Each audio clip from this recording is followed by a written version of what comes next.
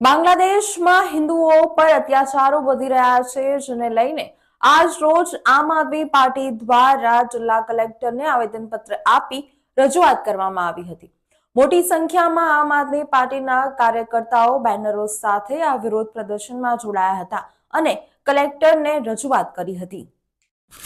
બાંગ્લાદેશમાં હિન્દુઓ પર થતા અત્યાચારના વિરોધમાં આજે આમ આદમી પાર્ટી દ્વારા જિલ્લા કલેક્ટર કચેરી ખાતે વિરોધ નોંધાવવામાં આવ્યો, જેમાં બાંગ્લાદેશમાં હિન્દુઓ પર થતા અત્યાચારના વિરોધમાં બેનરો સાથે સક્રિય ભાગીદારી અપાઈ હતી। ચિન્મય કૃષ્ણદાસજીને મુક્ત કરો, બાંગ્લાદેશ સરકાર જાગો, માનવતા થઈ શરમસાર, હિન્દુઓ પર અત્યાચાર બંધ કરો જેવા બેનરો સાથે લોકોએ વિરોધ નોંધાવ્યો હતો।